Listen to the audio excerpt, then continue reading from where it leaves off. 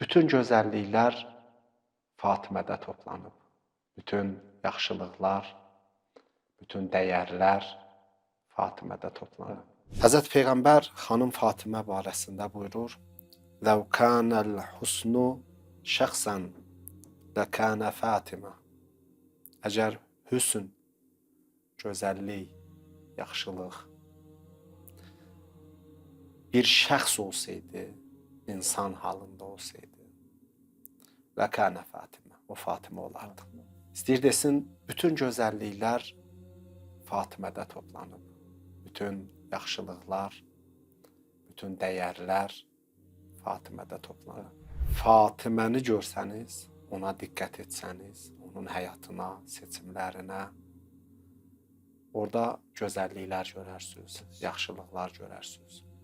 Fatimə bunları yaşayıb o qısa ömründə.